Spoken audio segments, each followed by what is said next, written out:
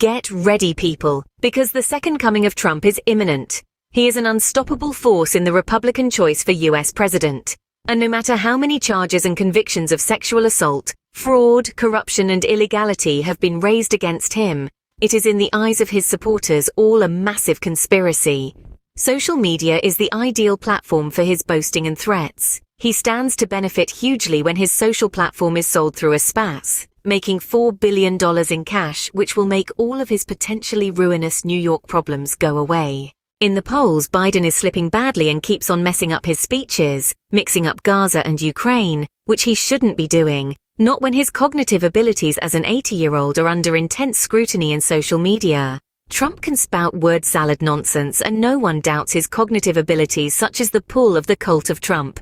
That's our Donald, and we love him all the more.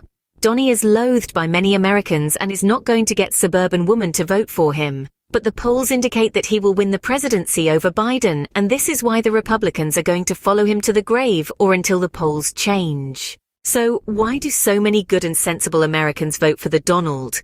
Why, oh why? Let me break it down for you. Trump is good for people with money.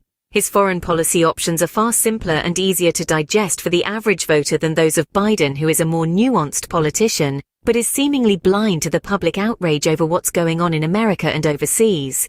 Americans are sick and tired of the forever wars and worry Biden is getting the US involved in another Middle East conflict. Trump's claim that he would settle all global conflicts in America within 10 minutes of his renewed presidency is simplistic, but also very appealing to a lot of Americans. He is their savior, the Messiah come to save them. Biden's strategy is opaque and many wonder if he has lost the plot. It's that dementia thing again. He talks but nobody understands exactly what he is saying. People no longer have the span of attention to grasp complex issues. His loss is Trump's gain. It's going to be the return of Trump and the world is going to change, along with the constitution of the world's biggest superpower. Russia's going to be facilitated in its mission to regain Ukraine as a Russian vassal state.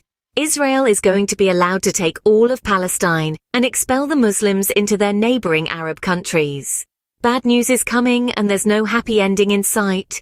Not until the 2030s, future generations will look back at this period and trace the end of Western democracy to 2025, the day Trump assumes dictatorial powers, relegating the Supreme Court justices, Congress and the Senate to the role of courtiers and stooges. But should we be surprised? This is a country that was built on slavery and oppression of the native tribes. It is a country that carpet-bombed Vietnam and Cambodia, which toppled democratic governments in South America and propped up murderous regimes. Try and have a read of Mario Vargas Llosa's book Harsh Times to see what the CIA got up to in Guatemala as an example of the US playbook. It's shocking. And of course, the wars in Afghanistan and Iraq did not seem to benefit the average American whose tax dollars finance the overseas conflicts. Trump's attitude to overseas interventions is wars are bad for both business and the American people. Biden, while not a belligerent warmonger, accepts that getting involved overseas is part of self-defense. That's it for today. I'm outta here.